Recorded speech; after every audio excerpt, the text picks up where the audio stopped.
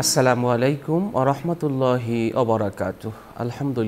আলহামদুলিল্লাহি রাব্বিল আলামিন ওয়াসসালাতু ওয়াসসালামু আলা সাইয়্যিদিল আম্বিয়া ওয়াল মুরসালিন ওয়া আলা আলিহি ওয়া আসহাবিহি আজমাইন। সুপ্রিয় দর্শক শ্রোতা, শুরু হচ্ছে আপনাদের প্রিয় অনুষ্ঠান আলোকিত প্রতিদিন। সকলকে হৃদ্রিক অভিনন্দন। শুরুতেই দর্শক, আজ অতিথি হিসেবে আমাদের মাঝে উপস্থিত আছেন একজন বিশিষ্ট ইসলামী চিন্তাবিদ। আজ যিনি আমাদের সাথে উপস্থিত হয়েছেন অতিথি হিসেবে আমাদের সাথে যিনি আছেন তিনি হচ্ছেন আহসানিয়া ইনস্টিটিউট এর সহকারী অধ্যাপক, বিশিষ্ট ইসলামী চিন্তাবিদ মুফতি শাইখ মোহাম্মদ ওসমান গনি। আসসালামু আলাইকুম ওয়া রাহমাতুল্লাহ। ওয়ালাইকুম আসসালাম ওয়া রাহমাতুল্লাহি ওয়া বারাকাতুহু। মোহতারাম, কেমন আছেন? আলহামদুলিল্লাহ, আল্লাহর রহমতে ভালো আছি। আপনি কেমন আছেন? আলহামদুলিল্লাহ, ভালো আছি। দর্শক, আজ আমরা যে বিষয়টি নিয়ে আলোচনা করব সেটি হচ্ছে কারো বাড়িতে যাওয়ার সুন্নতি আদব। খুব গুরুত্বপূর্ণ একটি বিষয়। প্রতিনিয়ত আমাদের বিভিন্ন প্রয়োজনে আমাদের আরেকজনের বাড়িতে যেতে হয়, ঘরে প্রবেশ করতে হয়। অনেক ঘরে যাওয়ার কি নিয়ম আছে? হুট করেই না বলি কি প্রবেশ করা যাবে? এরপর অপ্রীতিকর অবস্থায় যদি আমরা পড়ে যাই, যদি হুট করে যাই, তাহলে সেটা আমাদের জন্য লজ্জার কারণ হবে। এজন্য ইসলাম কিভাবে অন্যের ঘরে প্রবেশ করতে হবে তার একটি সঠিক নিয়ম করে দিয়েছে। কোরআনুল কারিমের সূরা নূরের ২৭ নং আয়াতে আল্লাহ বলেছেন, হে মুমিনগণ, তোমরা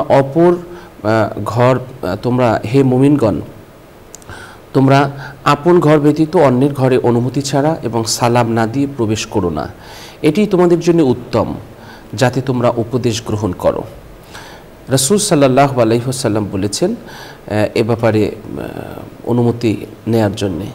তিনি নিজেও কারো ঘরে প্রবেশপূর্বক অনুমতি নিতেন।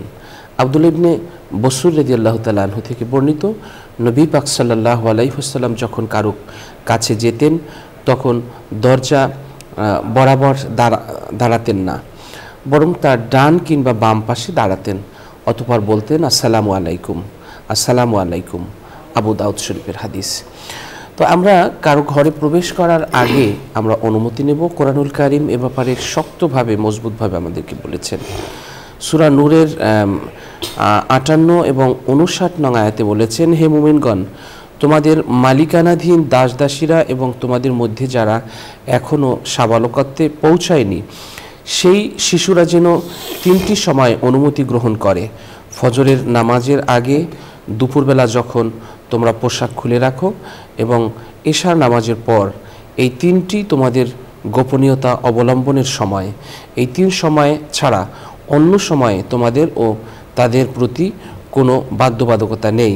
তোমাদের পরস্পরের মধ্যে তো সার্বক্ষণিক যাতায়াত থাকেই। এভাবে আল্লাহ তোমাদের কাছে তার আয়াতগুলো সুস্পষ্টভাবে বর্ণনা করে থাকেন। আল্লাহ সর্বজ্ঞ, প্রজ্ঞাময়। তোমাদের শিশুরা সাবালক হয়ে গেলে যেন অনুমতি গ্রহণ করে, যেমন তাদের আগের বয়প্রাপ্তরা অনুমতি গ্রহণ করে আসছে।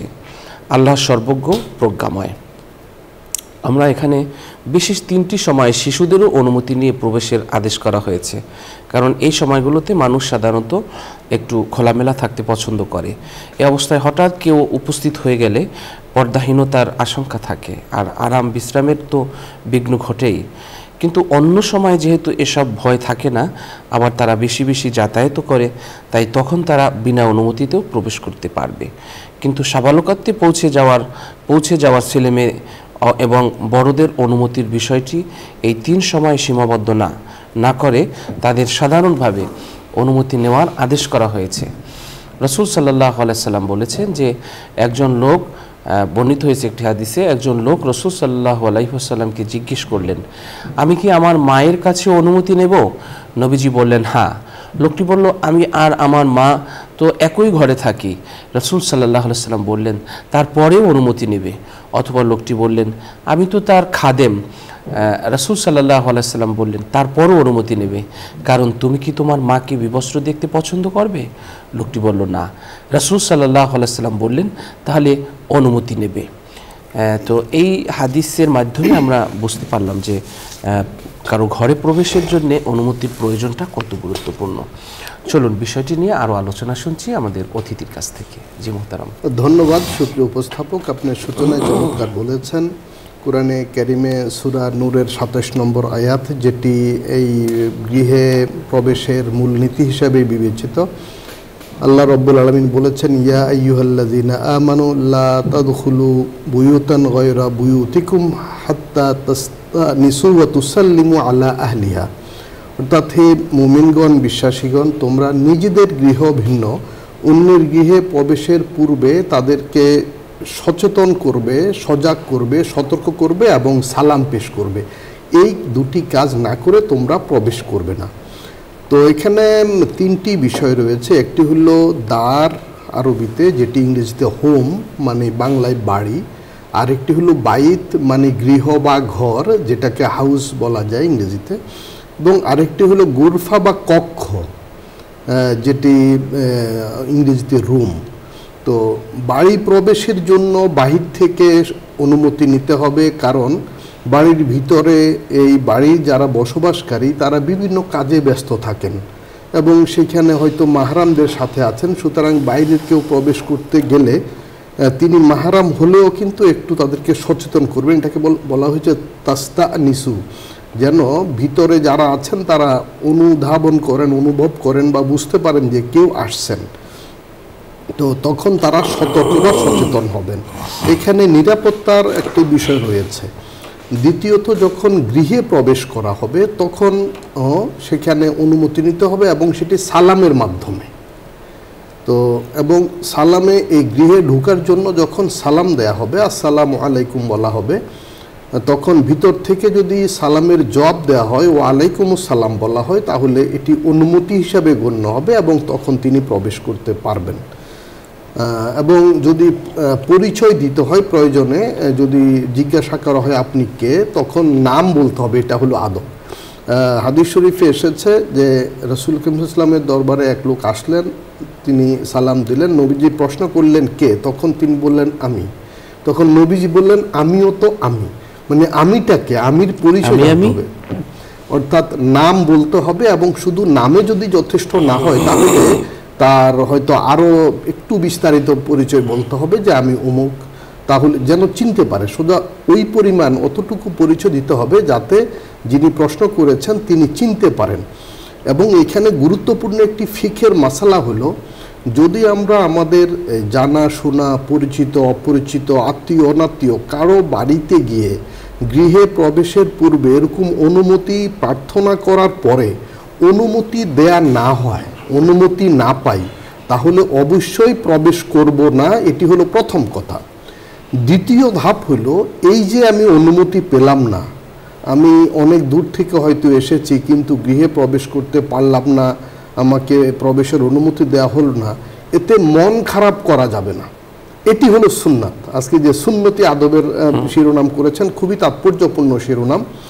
হযরত মৌলানা আশরাফ আলী থানভী রহমতুল্লাহ আলাইহি আফসোস করে বলেছেন যে কোরআনে কারিমে, হাদিস শরীফে যে সকল বিধান আছে, তো সেই বিধানগুলো যথাসাধ্য পালনের চেষ্টা করেছি, কিন্তু একটি বিধান এটি পালনের সুযোগে হয়নি। সেই বিধানটা কি? যে আমি কারো বাড়িতে যাব, অনুমতি চাইব, তিনি অনুমতি দিবেন না, তাহলে আমি ফেরত আসব। কিন্তু এমন ঘটনা কোথাও ঘটেনি। তো ঘটলে স্বাভাবিকভাবে নিতে হবে। আমরা কিন্তু অনেক সময় খুবই হয়তো মন খারাপ করে ফিরে আসব, হয়তো পণ করব যে জীবনে আর যাব না তার বাড়িতে। এটা করাটা সুন্নার খেলাফ হবে, কারণ এটি হলো আল্লাহর বিধান, নবীজির সুন্নাহ, যে কেউ যদি আমাকে অনুমতি না দেয় তাহলে সেখানে আমি প্রবেশ করব না। আলহামদুলিল্লাহ, আলেমুল আমাদের মাঝে এই বোধটুকু আছে, যেহেতু ওনারা কোরআন সুন্নাহর বিধান মানেন। তো আমাদের উচিত হবে আমরা আমাদের আলোচনাগুলোতে, আমাদের মাহফিলগুলোতে, আমাদের মসজিদে, মিম্বরে, জুমাতে এই বিষয়গুলো আলোচনায় আনবো, যাতে এই শরিয়ার বিধান, এটা কিন্তু সামাজিক শৃঙ্খলার জন্য খুবই প্রয়োজনীয় এবং খুবই জীবন ঘনিষ্ঠ বিষয়।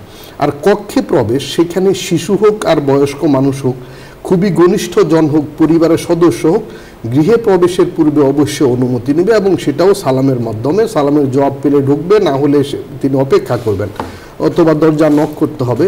এমনকি তিনি যদি খাদেম বা কর্মচারীও হয়ে থাকেন, সেবক বা সেবিকা হয়ে থাকেন, তিনিও কিন্তু অনুমতি নেবেন। তো মানে কারণ তিনি কি অবস্থায় আছেন, তিনি হয়তো যে অবস্থায় আছেন সে অবস্থায় অন্য কেউ ওনাকে এখানে প্রবেশ করুক সেটা তিনি চাচ্ছেন কিনা, অর্থাৎ এই যে ব্যক্তির স্বাধীনতা, আমরা একটা কথা বলি যে ব্যক্তিগত বিষয় তখনই হয় যখন কেউ একা থাকেন, আর যখন তিনি মুক্ত থাকেন, দরজা খোলা থাকে এবং তিনি ফ্যামিলির মধ্যে থাকেন, তখন সে বিষয়টা পারিবারিক হয়, এবং এই গৃহের আঙ্গিনার বাইরে আসলে তখন সেটা সামাজিক বিষয়ে পরিণত হয়। মানে ব্যক্তিগত বিষয় কিন্তু সবসময় বা সারাদিন ব্যক্তিগত থাকে না। আমি শুধু আমার কক্ষে আবদ্ধ থাকলে তখনই ব্যক্তিগত, এবং তখনই আত্মীয় অনাত্মীয় মাহরাম গায়রে মাহরাম সকলেই অনুমতি নিতে হবে। এটাই হলো সুন্নাহ।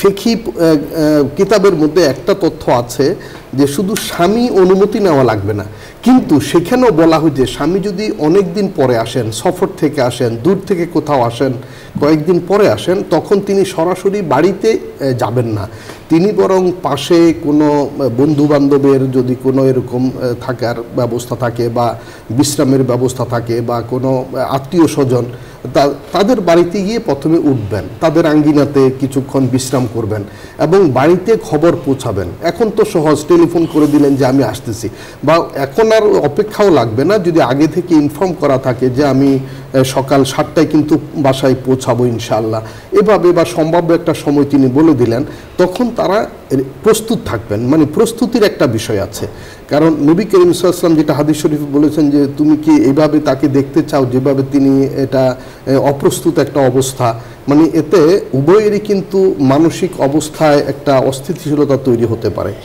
তো এই যে ইসলাম কতটুকু সুশৃঙ্খল, কতটুকু সায়েন্টিফিক এবং কতটুকু যৌক্তিক, কতটুকু সহজ সরল সাবলীল ইসলামের বিধান, যে নিজের ব্যক্তিগত পারিবারিক জীবনেও একটা সুন্দর শৃঙ্খলা, একটা প্রস্তুতির যে আমরা দেখি আমরা কোথাও যেতে নিজেরা একটু প্রিপারেশন নেই, কারোর সাথে সাক্ষাৎ করতে গেলে একটু জামা কাপড় পরিবর্তন করি, একটু হাত মুখ ধুয়ে ওযু করে প্রস্তুতি নেই।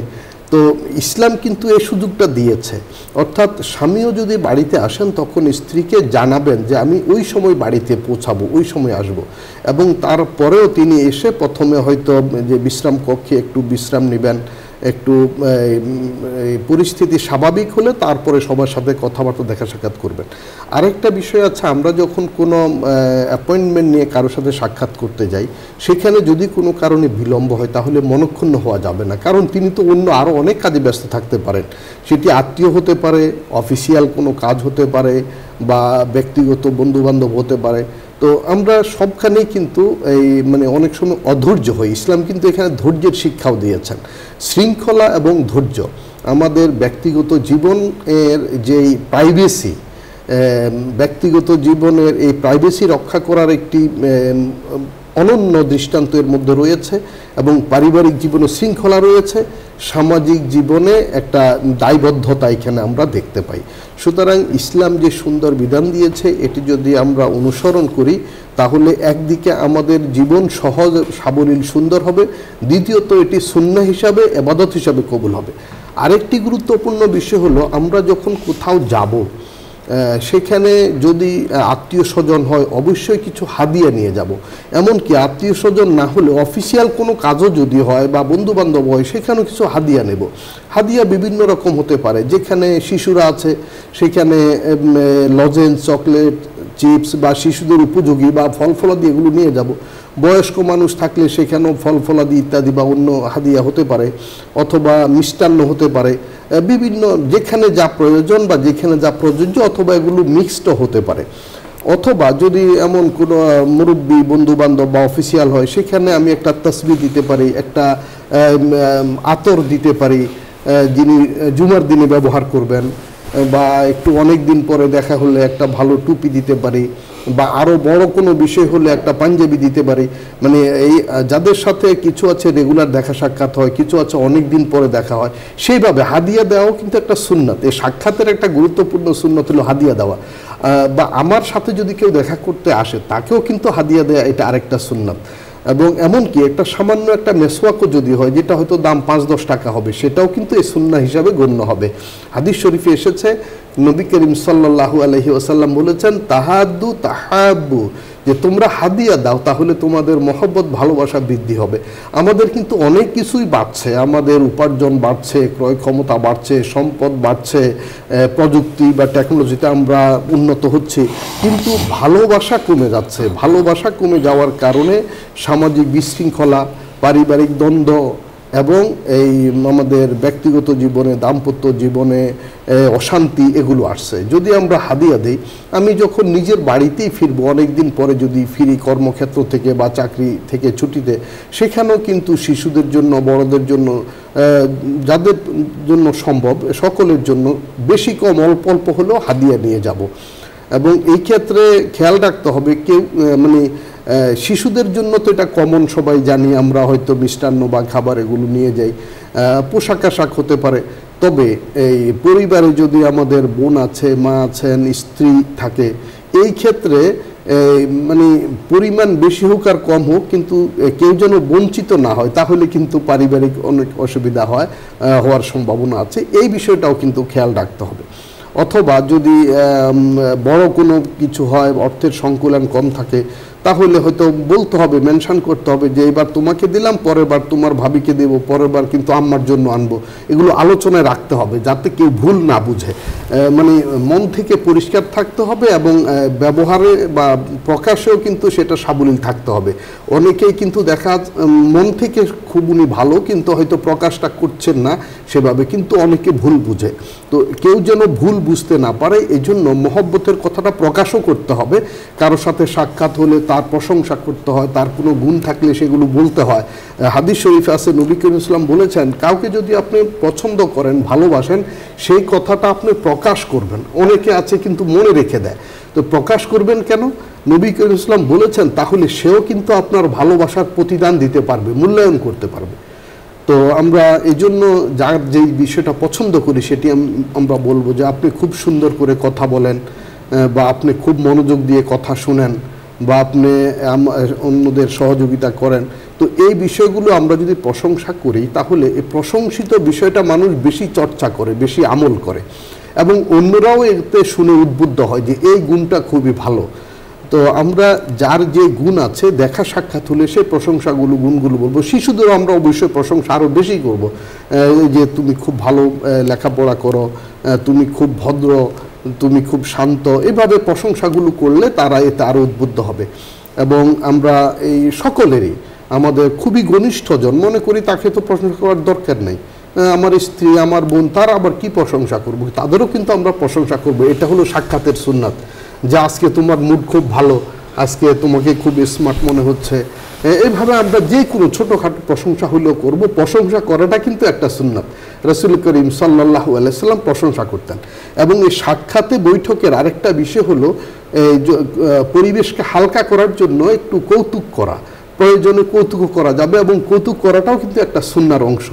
মানে এই সাক্ষাতে আমরা শুধু এই অফিসিয়াল কথা, প্রয়োজনীয় কথা, অথবা খুব জটিল বিষয় বা খুব দায়িত্বের কথা, পারিবারিক কথা, এগুলোর মধ্যে সীমাবদ্ধ থাকবো না।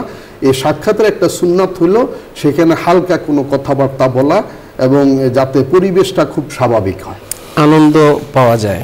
মানে বৈধ, যেটাকে বলা হয় বৈধ বিনোদন বা বৈধ যে কৌতুক, সেটা চমৎকার বলছিলেন। দর্শক, খুব গুরুত্বপূর্ণ আলোচনা শুনছিলাম আমরা অতিথির কাছ থেকে। অনুমতির ক্ষেত্রে বিশেষ শিষ্টাচার বজায় রাখতে হবে আমাদের। সালাম দিয়ে অনুমতি নিতে হবে। রাসূল সাল্লাল্লাহু আলাইহি ওয়াসাল্লাম সালাম দিয়ে অনুমতি নিতে নির্দেশ দিয়েছেন। নবীজি বলেছেন যে যে সালাম দেয় না, তোমরা তাকে প্রবেশের অনুমতি দিও না। এই একটি গুরুত্বপূর্ণ হাদিস। তো ভেতর থেকে সাড়া না পাওয়া গেলে বারবার অনুমতি চেয়ে ঘরস্থ ব্যক্তিকে বিরক্ত করা উচিত হবে না।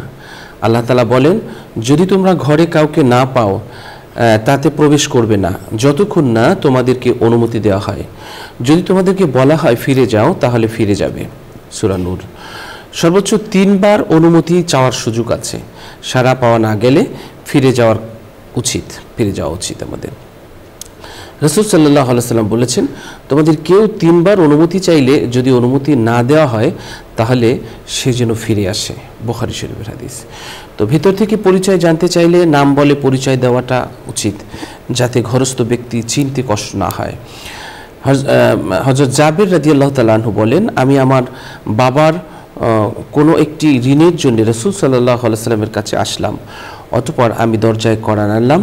তখন রাসূল সাল্লাল্লাহু আলাইহি সাল্লাম বললেন, কে? আমি বললাম, আমি। তখন রাসূল সাল্লাল্লাহু আলাইহি সাল্লাম রাগান্বিত স্বরে বললেন, আমি যেন তিনি বিষয়টি অপছন্দ করলেন। বুখারী শরীফ।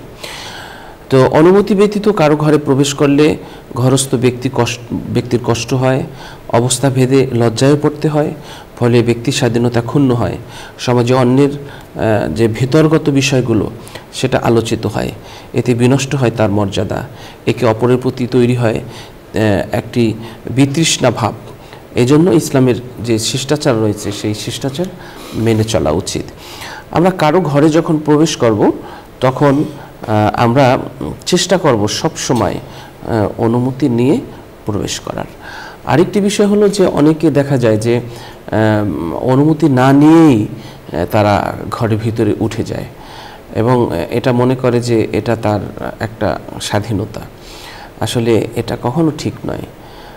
আমরা অনুমতির যে গুরুত্ব সেটা আজকের এই আলোচনার মাধ্যমে আমরা উপলব্ধি করব এবং আমরা এটা আমাদের ঘরে, আমাদের পরিবেশে সবার মাধ্যমে যেন এইটা প্র্যাকটিস হয়, এটা যেন আমরা চর্চা করি, সেই বিষয়টি আমাদের খেয়াল রাখতে হবে।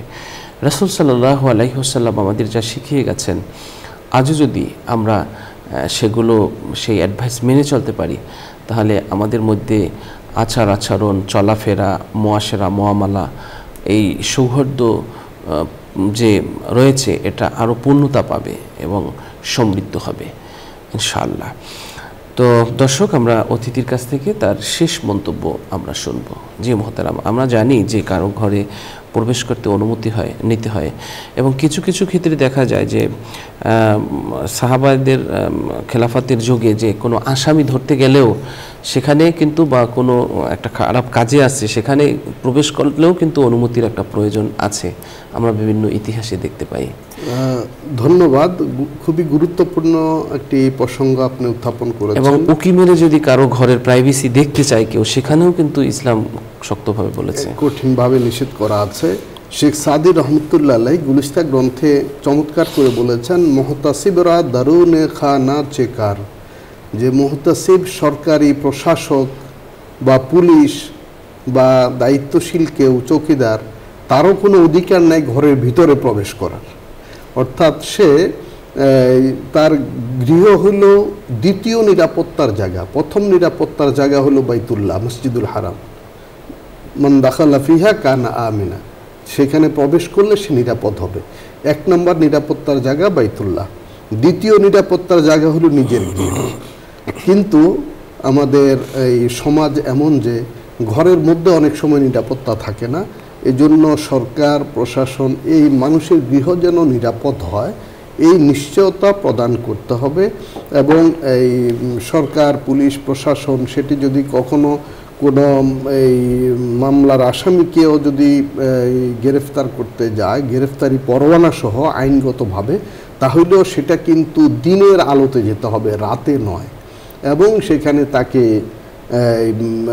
ডাকা হবে এবং তিনি গৃহে আছেন এটা নিশ্চিত হলে, এবং প্রয়োজনের ক্ষেত্রে হয়তো শক্তি প্রয়োগ করা যাবে, কিন্তু প্রথমে তাকে সংবাদ দিতে হবে। খুব স্বাভাবিক যে পর্যায়গুলো আছে সেগুলো অনুসরণ করতে হবে। এবং সেখানে গৃহে অন্য যারা আছেন তাদেরকে হেনস্থা করা যাবে না, অসম্মান করা যাবে না, তাদের সাথে অসুন্দর আচরণ করা যাবে না, এবং এই যে ঘরের কোনো কিছু মানে বিশৃঙ্খল করা যাবে না। অনেক সময় ঘর তছনছ করা হয়, আমরা যেগুলো দেখেছি, এগুলো তো সম্পূর্ণ অমানবিক, অশোভন এবং কি বলবো, এগুলো এই পশুবৃত্তি, এগুলো এই মানে মানববৃত্তি সুলভ নয়। আমরা আমাদের এই ইসলামের বিধানগুলো সর্বত্র অনুসরণ করব। এমনকি এই মৃত্যুদণ্ডপ্রাপ্ত আসামিকে ইসলাম যখন মৃত্যুদণ্ড দেওয়ার বিধান রয়েছে, সেখানেও বলা হয়েছে তার সাথে অশোভন আচরণ করা যাবে না, তার সাথে ভাষার ক্ষেত্রে, আচরণের ক্ষেত্রে শোভন কাজ করতে হবে। তাহলে মানুষের মর্যাদাকে ইসলাম কতটুকু সমুন্নত করেছে, কত সুন্দরভাবে মানবাধিকার সুরক্ষার নিশ্চয়তা বিধান করেছে ইসলাম। সুতরাং আমাদের ইসলামী বিধানগুলো মেনে চলা উচিত। বিশেষ করে আমাদের শিশুদেরকে পারিবারিকভাবে এই শিক্ষাগুলো শৈশব থেকে দেওয়া উচিত, যে মায়ের ঘরে বা ভাই বোনের ঘরে বা বাবার ঘরে প্রবেশের আগে দরজায় নক করা এবং তাদের কাছ থেকে অনুমতি নেওয়া, এবং সেটা সালামের মাধ্যমে। আরেকটা বিষয় হাদিস শরীফে যেটি আছে যে তোমরা দরজা নক করে দরজার সামনে দাঁড়াবে না।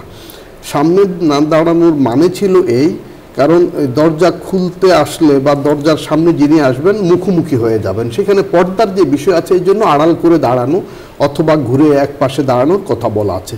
এখানে এই বিষয়ে আমি একটি সম্পূরক তথ্য বলতে চাই। আমাদের শহরের বাড়িগুলোতে যে দরজায় দূরবীন লাগানো থাকে, দেখা যায় ভিতর থেকে বাহিরটা দেখা যায়। তো এই ক্ষেত্রে দরজা নক করে ওই দূরবীন বরাবর দাঁড়াতে হবে এবং চেহারাটা সম্মুখে রেখে দাঁড়াতে হবে, যাতে ভিতর থেকে যিনি দরজা খুলবেন বা আসবেন তিনি আমার চেহারাটা দেখতে পান।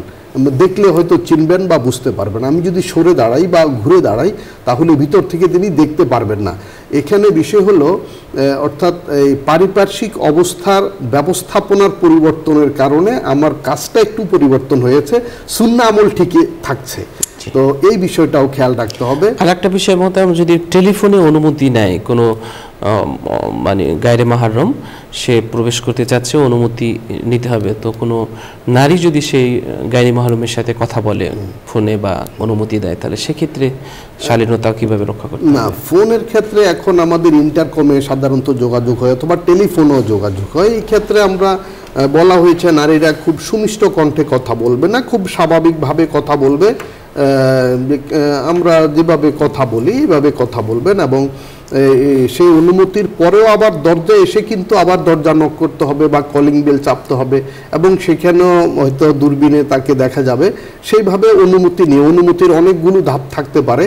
হয়তো একবার টেলিফোনে অ্যাপয়েন্টমেন্ট নিয়েছেন, তারপরে এসে বাড়ি মানে হোমে ঢোকার আগে ইন্টারকমে যোগাযোগ করেছেন, এরপরেও কিন্তু ডোরের সামনে গিয়ে কলিং বেল চাপতে হবে এবং সেখানেও কথা বলতে হবে প্রয়োজনের ক্ষেত্রে। অনেক অনেক ধন্যবাদ মহতারাম।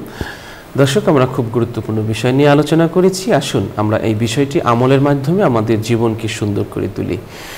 দর্শক, অনুষ্ঠানের এই পর্যায়ে একটি মোনাজাত রয়েছে। আপনারা যে যেখান থেকে আমাদের এই অনুষ্ঠান দেখছেন, আপনারাও চাইলে আমাদের সাথে মোনাজাতে শরীক হতে পারবেন।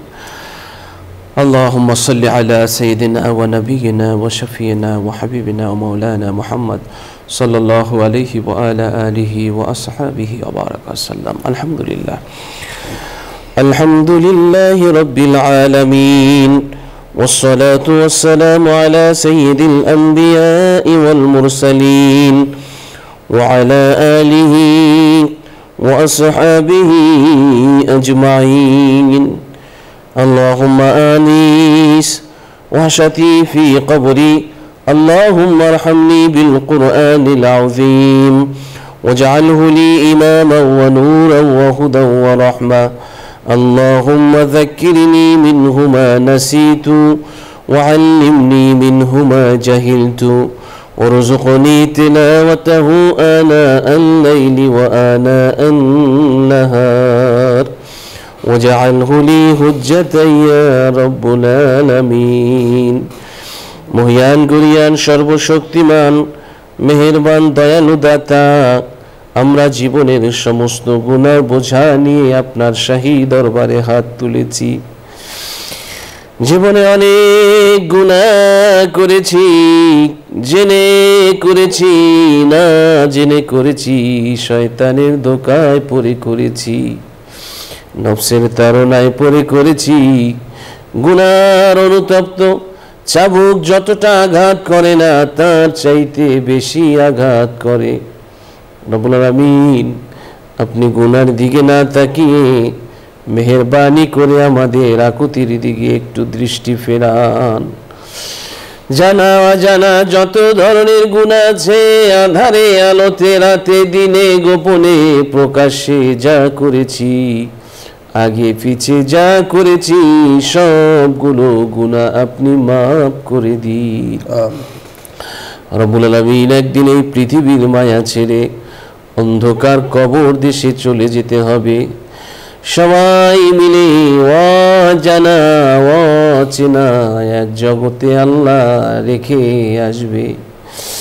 আল্লাহ ইমানের সাথে আল্লাহ বেশি বেশি আমল নিয়ে কবরে যেতে পারি, সেই তৌফিক আমাদেরকে আপনি নসিব করে দিয়েন। আল্লাহ তাআলা এই অনুষ্ঠানের পৃষ্ঠপোষক বসুন্ধরা গ্রুপের চেয়ারম্যান, আল্লাহ চেয়ারম্যান, এমডি, ভাইস চেয়ারম্যান, পরিচালক সহ সকল ডিসিশন মেকারদের উপর আপনার রহমত বরকত নাজিল করুন। সবাইকে নিরাপদ রাখুন, সুস্থ রাখুন, ভালো রাখুন। রব্বিরহামহুমা কামা রব্বায়ানি সগীরা। সুবহানা রাব্বিকা রব্বিল ইজ্জাতি আম্মা ইয়াসিফুন ওয়া সালামুন আলাল মুরসালিন والحمد لله رب العالمين. اجعل آخر كلامنا عند الموت لا إله إلا الله محمد رسول الله صلى الله عليه وسلم. দর্শক, দীর্ঘ সময় আমাদের সাথে থাকার জন্য অনেক অনেক ধন্যবাদ। আশা করছি আপনারা আমাদের এই অনুষ্ঠান থেকে উপকৃত হবেন। আপনারা নিয়মিত এই অনুষ্ঠান দেখবেন এবং থাকবেন আলোকিত প্রতিদিন অনুষ্ঠানের সাথে। আল্লাহ আপনাদের সকলকে ভালো রাখুন, সুস্থ রাখুন, নিরাপদে রাখুন, সেই প্রত্যাশা রেখে আমরা আজ এখানেই বিদায় নিচ্ছি। আল্লাহ হাফেজ। আসসালামু আলাইকুম ওয়া রাহমাতুল্লাহি ওয়া বারাকাতুহু।